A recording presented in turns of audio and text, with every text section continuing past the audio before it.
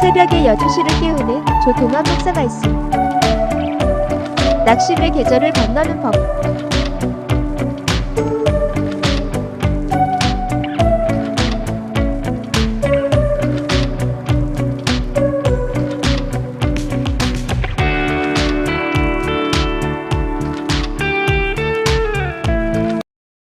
오늘 말씀의 제목은 낙심의 계절을 건너는 법이라는 제목으로 함께 은혜를 나누고자 합니다.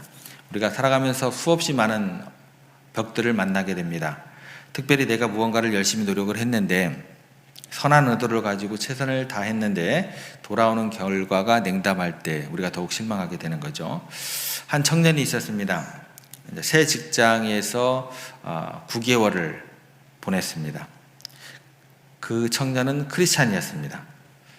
예수 믿는 사람답게 정말 살고 싶었던 그런 순수한 청년이었습니다. 그래서 직장에 문제가 생기면 기도하면서 풀었고, 업무를 지시할 때도 하나님께서 주신 말씀대로 정직, 또 공의, 또 사랑으로 하려고 너무나 노력을 하고 애를 썼습니다. 그 결과가 어땠을까요? 여러분 놀라지 마세요. 그에게는 아무런 변화도 일어나지 않았습니다. 사람들과의 관계가 더 꼬여만 갔고 문제는 전혀 해결되지 않았습니다. 그때 그 청년의 마음속에 찾아온 감정이 뭘까요? 낙심. 이 감정이에요. 다 그만두고 싶었습니다. 여러분, 이게 이 청년의 이야기일까요? 아니죠. 가정을 믿음으로 세우려고 애쓰는 우리 어머니들의 이야기입니다. 그리고 정직하게 사업을 하려고 하는, 정직하게 또 직장에서 일을 하려고는 우리 집사님들의 이야기예요. 그리고 교회를 위해서 이름 없이 봉사하는 우리 구역장님들 이야기예요. 진짜 열심히 일하는 사람들은요, 이야기를 안 해요. 말을 안 해요. 하나님, 제가 이렇게 애쓰는데 왜 열매가 없습니까? 왜 저 사람은 변하지 않습니까? 이런 탄식이 나올 때 우리는 영적인 탈진, 즉 낙심을 누구나 경험하게 됩니다. 오늘 하나님께서 사도 바울을 통해서 갈라디아서 마지막 부분인데요, 이 낙심의 문제를 다루고 계세요. 그래서 바울은 우리가 낙심하지 않고 끝까지 믿음의 길을 가기 위해서 세 가지 중요한 이야기를 우리들에게 전해주고 있습니다. 오늘 이 말씀을 통해서 항상 지치기만 하는 우리의 심령 가운데 다시 일어서는 주님의 음성을 듣고 용기를 내는 오늘 아침 되기를 간절히 소망해 봅니다. 먼저 우리가 낙심하지 않기 위해서 붙잡아야 될 첫 번째 진리는 뭐냐면, 법칙은, 진리는 변하지 않는다라는 사실이에요. 7절 말씀 보시면 이렇게 기록되어 있죠. 스스로 속이지 말라. 하나님은 업신여김을 받지 아니하시나니 사람이 무엇으로 심든지 그대로 거두리라.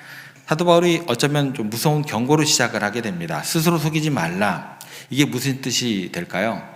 많은 사람들이 착각하면서 살아간다라는 거예요. 나는 쉽지 않아도 거둘 수 있을 거야. 나는 대충 살아도 결과가 운이 좋아서 좋은 결과로 이어질 거야. 남들이 모르니까 하나님도 모르시겠지. 이것이 자기를 속이는 것이다 라는 겁니다. 그런데 하나님께서 성경을 통해서 분명히 선포하십니다. 하나님은 업신여김을 받지 아니하신다. 이 업신여김을 받다라는 이 단어는요, 원래 이제 원어를 보면 코에서 왔다 그래요. 직역하면 그러면 코를 치켜 세우다 또는 코 웃음을 치다라는 뜻이 됩니다. 그러니까 인간이 하나님을 향해서 뭐라고 이야기를 하는 거냐면, 에이, 하나님 살아계시는 해? 내 마음대로 살아도 뭐 아무 일 없던데 뭐 하며 조롱하는 태도가 되는 거예요. 그런데 여러분, 기록되어 있습니다. 하나님은 만홀히 여김을 받지 않으시는 분이에요. 조롱을 당하시는 분이 아니십니다. 하나님께서 세상을 창조하실 때 흔들리지 않은 법칙 하나를 심어 놓으셨죠. 그것이 뭐냐면 심는 대로 거둔다라는 법칙입니다. 콩을 심으면 반드시 콩이 나고, 팥을 심으면 반드시 팥이 나게 됩니다. 이것이 자연의 법칙일 뿐만 아니라 빈틈없는 영적인 법칙이 됩니다. 우리가 왜 낙심하게 될까요? 이 법칙을 순간적으로 의심하기 때문에 우리는 낙심하게 되는 거예요. 내가 선을 심었는데 왜 악이 돌아오는 것 같지?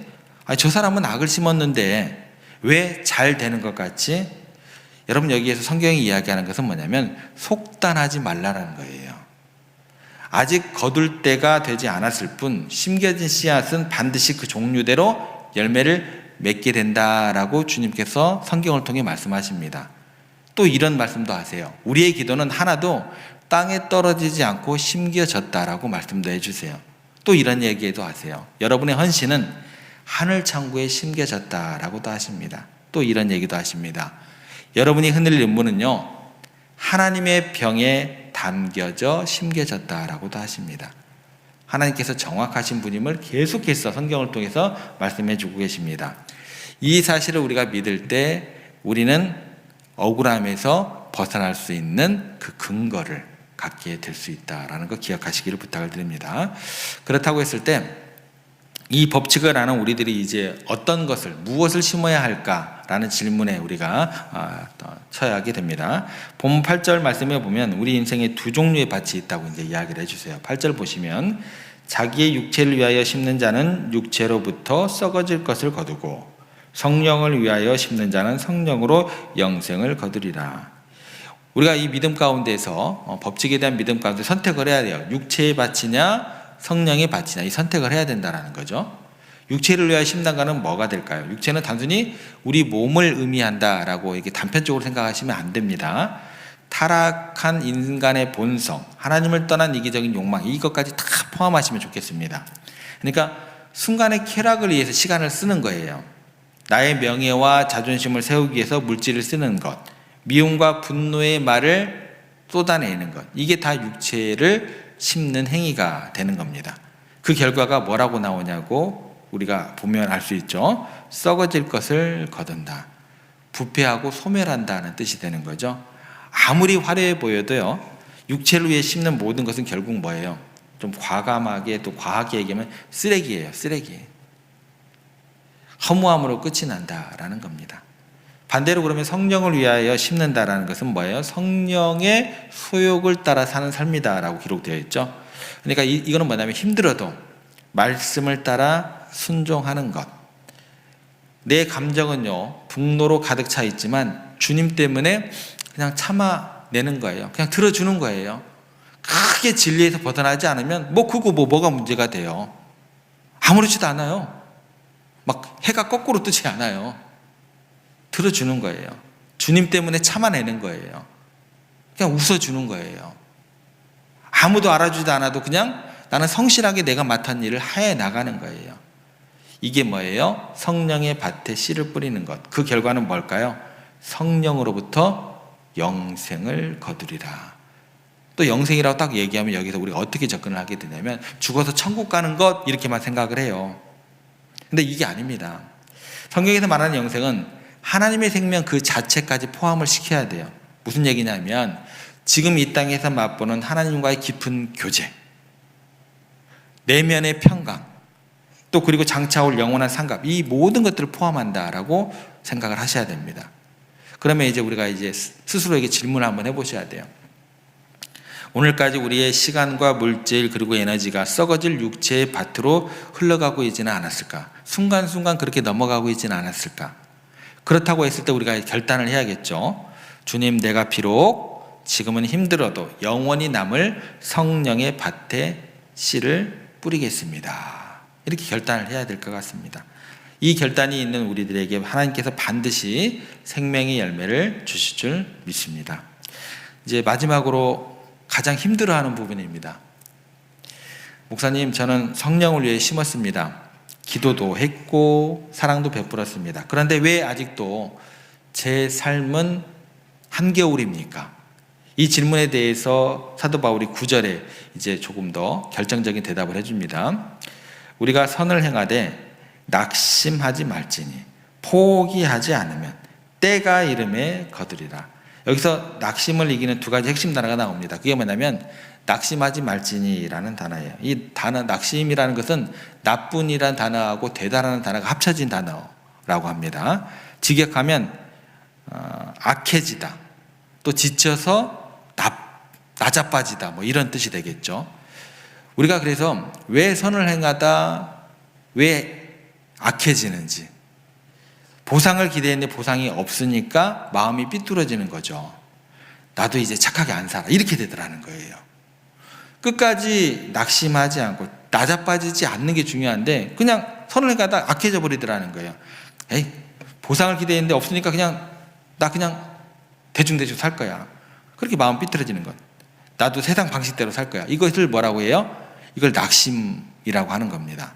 그래서 바울이 하는 얘기가 뭐냐면 그러지 마라 제발. 그 고비를 넘겨야 돼. 이 얘기하는 거예요. 두 번째는 뭐냐면 때가 이르면 이제 때 얘기가 나옵니다. 성경에 때 이야기가 진짜 많이 나오는데요. 오늘 핵심이 되는 거죠. 우리가 쓰는 이게 흘러가는 시간, 이걸 뭐라고 그랬죠? 크로노스. 하나님께서 주신 때는 뭐예요? 카이로스라고 이제 제가 설명을 많이 드렸죠. 농사를 생각해 보시면 돼요. 씨를 뿌리고 다음날 나가가지고 이렇게 쳐다보면서 왜 열매가 없지? 라는 의문과 함께 땅을 파헤치는 농부가 없습니다. 농부는 어떻게 돼요? 기다리는 거죠. 싹이 트는 시간, 줄기가 자라는 시간, 꽃이 피는 시간, 그 절대적인 시간이 필요함을 농부는 압니다. 그래서 기다리는 거예요. 우리도 마찬가지로 조급함이 문제다라는 거예요. 우리는 심자마자 거두려고 해요. 기도하자마자 응답받으려고 해요. 자녀를 훈계하자마자 변하기를 바라더라는 거예요. 그런데 하나님께서 말씀하시는 것은 뭐냐면 기다려라 기다려라. 아직 때가 차지 않았다라는 거죠. 무슨 때까지 기다려야 돼요? 씨앗이 땅속에서 죽어야겠죠. 썩어져야 생명이 나오듯 우리의 헌신도 어둠 속에서 성숙되는 시간이 꼭 필요하게 된다라는 겁니다. 그렇지만 하나님의 때는 결코 늦는 법이 없음을 또한 기억하시기를 부탁을 드립니다. 그렇다고 너무 빠르지도 않습니다. 가장 정확한 때, 가장 아름다운 때에 하나님께서 거두게 하심을 믿으시기를 부탁을 드립니다. 단 조건이 하나 있습니다. 조건이 뭐예요?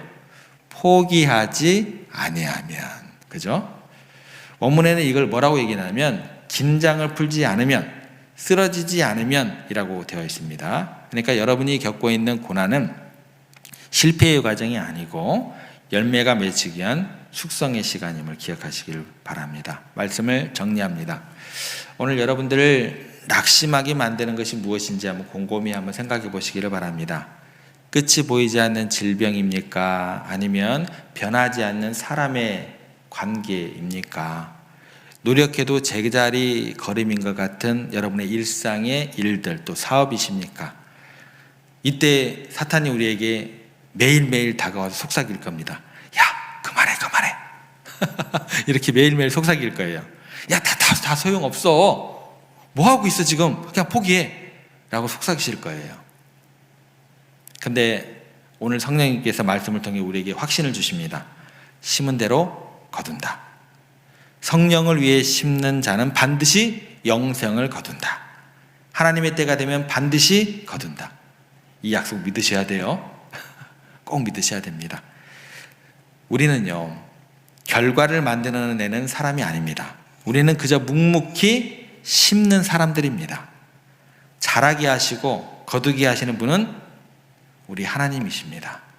그래서 오늘 10절 말씀에 이렇게 기록되어 있습니다. 귀에 있는 대로 모든 이에게 착한 일로 계속 가라라고 말씀하고 계십니다. 여러분, 가정에서 다시 사랑을 심으시기 바랍니다. 직장에서 다시 성실을 심으시기를 바랍니다. 교회에서 다시 기도를 심으시기를 바랍니다. 지금은 눈물로 씨를 뿌리는 것 같아도 하나님의 카이로스, 하나님의 때가 임할 때 반드시 기쁨으로 그 단을 가지고 돌아오게 될 겁니다. 이 몸의 소망 무행과 우리 주 예수뿐일세. 이 찬송의 가사처럼 우리의 소망이 흔들리지 않는 주님께 두고 다시 한번 믿음으로 일어서는 여러분들 되시기를 주님의 이름으로 부탁드립니다.